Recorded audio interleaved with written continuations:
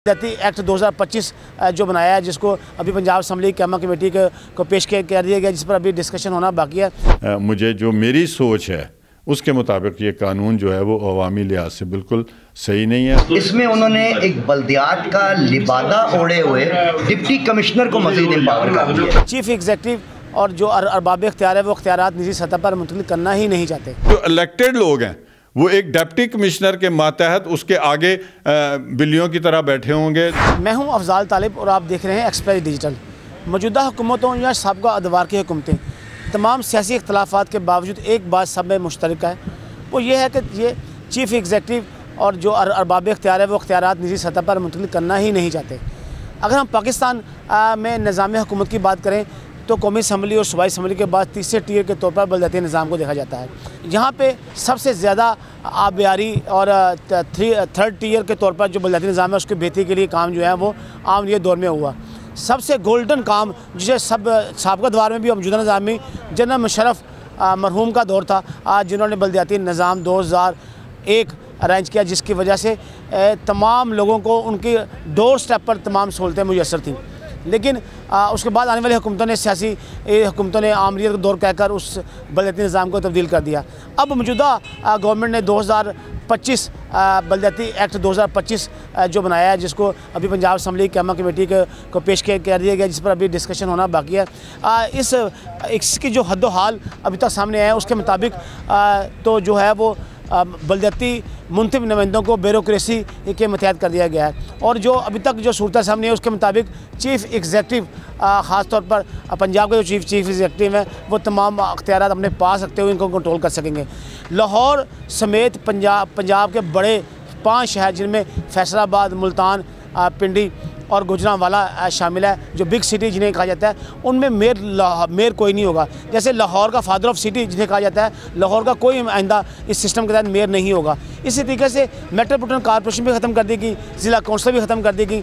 Towns और तहसील सतह पर जो सिस्टम बनाया गया है, वहाँ से जो यूनियन कौंसिल से बंदे मुंतखब होंगे वो अपना जो है वो टाउन नाज़म और तहसील नाज़म बन सकेंगे। इस तमाम सूरत हाल के बाद जो है वो पंजाब की सतह पे जो है DCOs को जो है वो बतौर एडमिनिस्ट्रेटर तैनात किया करने के हवाले से बात की जाए, जिसको चीफ एग्जीक्यूटिव यानी चीफ मिनिस्टर जो तैनात करेगा, उसके अंडर जितने भी यहाँ पे तहसील और जो टाउन नाज़मीन होंगे वो उस जो डिस्ट्रिक्ट अथॉरिटी होगी उसके मेंबर होंगे। उसके साथ जो 10 महकमे जिनमें प्राइमरी और हेल्थ एजुकेशन के साथ साथ पॉपुलेशन डिपार्टमेंट है, सोशल वेलफेयर डिपार्टमेंट होगा, टूरिज़म होगा, आर्ट्स एंड कल्चर डिपार्टमेंट होगा। इसी तरीके से ट्रांसपोर्ट का महकमे होंगे, उसके तमाम मेम्बरान भी जो है वो उस बोर्ड के मेंबर होंगे और DC जो है वो उसको चेयर करेंगे। इस तमाम सूरत हाल के बावजूद जो मुंतखब नुमाइंदे हैं उनके तमाम उनकी बजाय ब्यूरोक्रेसी को जो मजबूत किया जा रहा है। इस तमाम सूरत हाल पर मैं चूँकि पंजाब असम्बली में मौजूद हूँ तो यहाँ मेरे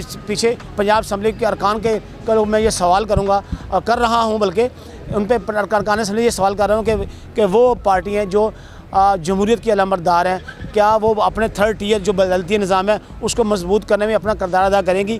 कैमा कमेटी जिसमें बलदियाती एक्ट 2025 दिया गया तक इस पर बात हो सके, क्या वो उसकी असर रूह के मुताबिक पंजाब असम्बली में अरकान असम्बली उसको मंजूर करेंगे, क्योंकि बलदियाती आर्टिकल 140A जो इस चीज़ की निशानदी करता है कि अवामी मुंतखब नुमाइंदों को ना सिर्फ सियासी बल्कि एडमिनिस्ट्रेटिव और फाइनेंस तौर पर तमाम अख्तियारात सूबाई हुकूमत जो है उनको देगी और उसको वो बरूए कार लाते हुए जो है मकामी सतह पर जो है निज़ाम को बेहतर करेंगे ताकि आम लोगों को बेहतर से बेहतर सहूलतें मिल सकें। तो हम जो है उन अरकान असम्बली से और पार्लियामेंट पार्टियों से हम ये सवाल करेंगे कि वो बताएंगे किस तरीके से वो बलदियाती इदारे जो नया कानून आ रहा है वो क्या उसकी असर के मुताबिक है कि या नहीं। चलें हम उनसे बात करते हैं।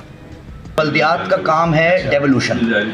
आप तालीम को डिवॉल्व करें, सेहत को डिवॉल्व करें, टैक्स कलेक्शन को डिवॉल्व करें, म्यूनिसिपल के बाकी जो फंक्शंस हैं, चाहे वो वाटर सप्लाई है, सूएज है, उसको डिवॉल्व करें। इसमें उन्होंने एक बल्दियात का लिबादा ओढ़े हुए डिप्टी कमिश्नर को मजीद एम्पावर कर दिया। जो बल्दियाती नुमाइंदगान होंगे वो सिर्फ एक प्रॉक्सी के तौर पर वहाँ पर बैठेंगे, उनके पास ना कोई अख्तियार होगा, उनके पास ना कोई से होगी और उनके पास ना कोई अथॉरिटी होगी। जी हमारे साथ मौजूद हैं इस वक्त जो है साबिक मेयर कर्नल रिटायर्ड मुबशर साहब, जिनकी तवील जद्दोजहद है बलदियाती अदारों की बहाली के हवाले से, चाहे वो पॉलिटिकल मामला हो चाहे अदालती मामला हो। तो अब हुकूमत पंजाब की जानिब से बलदियाती एक्ट 2025 जो कायमा कमेटी के स्पुर्द किया गया है, उस हवाले से हम उनसे बात करेंगे कि सर आपने तवील जद्दोजहद की है इस हवाले से बलदियाती निज़ाम को, सिस्टम को बहाल करने के लिए, और जो आर्टिकल 140 ए है उसकी जो सूरत हाल है वो आपके सामने है कि एक मुंतखब नुमाइंदे को जो है वो ना सिर्फ सियासी एडमिनिस्ट्रेटिव तौर पर और फाइनेंशियल तौर पर उसके इख्तियार होने चाहिए। लेकिन अब जो नया सिस्टम आया इसमें तो तमाम इख्तियारात तो बलदियाती नुमाइंदों की बजाय तो ब्यूरोक्रेसी को जा रहे हैं। आप इस हवाले से क्या कहेंगे? बिस्मिल्लाहिर्रहमानिर्रहीम। मैंने जी पूरी डिटेल में तो गो थ्रू नहीं गया, मगर वो जो उसकी चीदा बातें हैं वो मैंने पढ़ी हैं। तो मुझे तो नहीं लगता कि ये बलदियाती एक्ट है, ये तो एक सूबाई हुकूमत को और ब्यूरोक्रेसी को एम्पावर किया गया है। उसकी वजह यह है कि आईन पाकिस्तान का जो आर्टिकल 140 जो है जिसका आपने तस्करा किया है, उसमें बड़ा क्लियरली लिखा गया है कि लोकल बॉडीज़ के जो इलेक्टेड रिप्रेजेंटेटिव्स होंगे उनको माली, सियासी और इंतज़ामी जो अमूर हैं वो डिवॉल्व कर दिए जाएंगे। तो कानून ने डिवॉल्व कर दिए, यानी कि उनको जैसे कब्र में या कोई चीज़ आप कुएं में डाल दें तो वो डिवॉल्व हो गई, उसको आप वापस नहीं निकाल सकते। और दूसरी बात जो मेरे कायद ने मंशूर है मेरी पार्टी का, उसके अंदर ये बड़ा क्लियरली लिखा गया है कि प्लानिंग, रोज़मर्रा के मामूलात और सो के development agencies like LDA etcetera, PHAs वगैरह, ये जो दूसरे आपके पानी के महकमे हैं, वासा वगैरह, इन सब को जो लोकल रिप्रेजेंटेटिव्स हैं ऑफ द लोकल गवर्नमेंट, ये उनके मातहत होंगे और ये उनके मातहत होकर काम करेंगे। ये मेरी पार्टी का मंशूर है और इसी मंशूर के ऊपर हमने इलेक्शन लड़ा और आवाम ने हमें वोट दिया। ये लोकल गवर्नमेंट्स का जो है ये कानून था और हमारे मंशूर में है। उसके बाद तीसरी जो बात है वो ये है कि सुप्रीम कोर्ट ऑफ पाकिस्तान ने मुतअद्दिद जजमेंट्स दी हुई हैं और हमारे केसेस में भी ये जजमेंट्स मौजूद हैं जिसमें हम बहाल हो गए थे कि जो पावर अथॉरिटी आइन ने लोकल गवर्नमेंट्स को दे दी है वो उनको डिवॉल्व हो गई है, उसको आप वापस नहीं खींच सकते। और जस्टिस गुलजार ने MQM पाकिस्तान के एक केस में, आपको याद होगा, लिखा हुआ है कि लोकल बॉडीज़ का जो कानून है और जो काम है उनके, वो कोई सूबाई हुकूमत उसको नहीं सर अंजाम दे सकती। तो ये इसका क्या मतलब हुआ कि ये तीनों जो सुप्रीम हमारे पास अथॉरिटीज़ हैं, आईन पाकिस्तान, मेरी पार्टी का मंशूर और सुप्रीम कोर्ट के फैसले, ये सारा उनके ख़िलाफ़ चला गया। डिप्टी कमिश्नर साहब जो हैं उनके पास, जो ज़िले का जो भी डिप्टी कमिश्नर होगा उसको आपने सेहत की भी कमेटी बना के दे दी और उसके बाद आपने हेल्थ की भी दे दी, आपने ट्रांसपोर्ट की भी दे दी, आपने सोशल सिक्योरिटी की भी दे दी, आपने सिविल डिफेंस भी दे दिया और 10 महकमे जो हैं वो बना दिए। और जो इलेक्टेड लोग हैं वो एक डिप्टी कमिश्नर के मातहत उसके आगे बिल्लियों की तरह बैठे होंगे, 10, 12, 14 आदमी। तो ये कौन सा लोकल गवर्नमेंट का कानून है? ये कानून सिर्फ़ और सिर्फ ब्यूरोक्रेसी ने अपनी अजारादारी कायम रखने के लिए बनाया है। और माजरत के साथ मैं कहूँगा कि हमारे जो लोग इसमें इन्वॉल्व थे वो शायद बहरावर नहीं थे आईन पाकिस्तान से, या वो हमारा जो मंशूर है पार्टीज़ का उससे उनको इल्म नहीं था, और या जो सुप्रीम कोर्ट के फ़ैसले हैं उससे वो नावाकिफ़ थे। तो मैं नहीं समझता कि ये जो लोकल गवर्नमेंट एक्ट बना है 2025 का, वो चीज़ें जो 2002 के कानून में थी, जो 2013 के लोकल गवर्नमेंट एक्ट में थी पंजाब के, 2022 का जो PTI ने बनाया था उसमें भी ये सारी चीज़ें, ये वाला कानून जो है उनको रद्द कर रहा है। एक चीफ मिनिस्टर साहब ने कमेटी बनाई थी जिसमें अवैस लगारी साहब भी थे, अहमद इकबाल साहब भी थे और 4-5 और मुख्तलिफ़ ज़िलों के चेयरमैन थे, मैं खुद उसका मेंबर था। उसमें ये बात बड़ी ही सख्ती से रद्द कर दी गई थी कि ये जो डिस्ट्रिक्ट कमेटीज़ बनती हैं, DPDCs वगैरह, ज़िले, ये जो अथॉरिटीज़ बनाई गई हैं, ये सारे महकमे लोकल गवर्नमेंट्स के मातहत होंगे। ये उसमें एग्री हो गया था, इट इज़ ऑन रिकॉर्ड। आपने सारे को रिवर्स कर दिया और जो सरकर्दा बंदा होगा वो डिप्टी कमिश्नर, और डिप्टी कमिश्नर की क्या अथॉरिटी है? एक ग्रेड 18 या 19 का अफसर जो है वो लोकल बॉडीज़ के इलेक्टेड नुमाइंदे, जिन्होंने कल को MPs बनना है, MNAs बनना है, और ये 3rd टियर है, यहाँ से ये नर्सरी है, उस नर्सरी को आपने अफसरों के नीचे दे दिया तो ये सियासतदान कैसे बनेंगे? आज जो हमारे पंजाब गवर्नमेंट है उसमें मेरा ख्याल है कि 50% के करीब वो लोग हैं जो बल्दियाती निज़ाम से डेवलप होकर ऊपर आए हैं। कल को वो चेयरमैन थे, नाजिम थे अपने अपने ज़िलों में या यूसीज़ के, वो आज MPAs भी हैं और इवन MNAs भी हैं।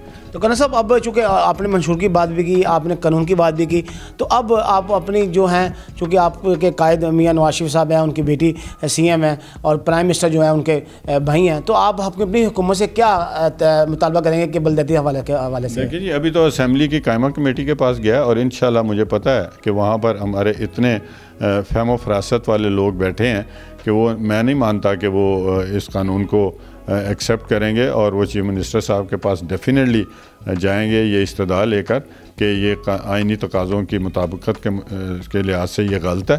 तो इसलिए इसमें जो रिक्वायर्ड अमेंडमेंट है in the light of party का मंशूर मैनिफेस्टो जो है और जो आईन पाकिस्तान कहता है और जो सुप्रीम कोर्ट की जजमेंट्स हैं उसके मुताबिक बनाया जाए। जब हमें बहाल किया गया था, हम भी अपनी पार्टी के हैं और हम गए थे जिस पार्टी ने हमें ख़त्म किया था, तो उसमें भी इसी बात का तज़किरा होता था बहस के दौरान कि जी हमें किस तरीके से ख़त्म कर दिया गया। ये उनकी अथॉरिटी नहीं, बिकॉज 140A के तहत हमारा इंतखाब हुआ था और उसी के तहत ये लोकल गवर्नमेंट्स चल रही हैं। और जो मुख्तलिफ हमने अपीलें दायर की थी उसके ऊपर वर्ड डिवॉल्व जो है ना, इसमें जो आईन पाकिस्तान के इस आर्टिकल में लिखा हुआ है कि ये सारे इख्तियारात जो हैं ये डिवॉल्व किए जाएंगे लोकल बॉडीज़ के इलेक्टेड रिप्रेजेंटेटिव्स को।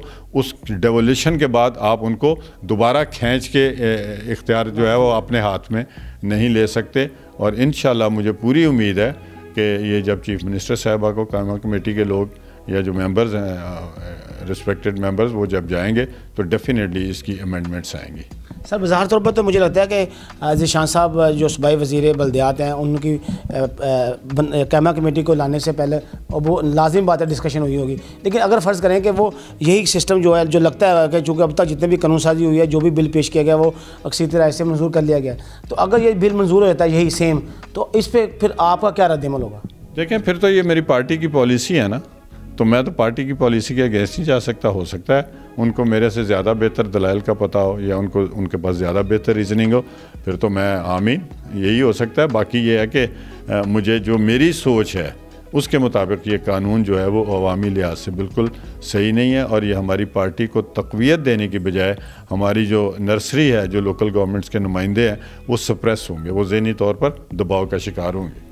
जी, जैसा कि कर्नल मुबशर जो हैं, जिनका पार्टी भी मुस्लिम लीग नून है और वो उसी बेस पे मेयर लाहौर मुंतखब हुए, उनका भी ये कहना है कि चूँकि ये बेसिकली बल्दियाती ये जो एक्ट है ये नफ़ी करता है लोकल बॉडी सिस्टम को। तो अब देखना चाहिए कि हुकूमत पंजाब और कायमा कमेटी जो है क्या अपनी रिकमेंडेशन देती है और उसके मुताबिक क्या ये जो है बल्दियाती सिस्टम जो नया बनने जा रहा है, क्या ये उसके रूह के मुताबिक बनता है या नहीं बनता।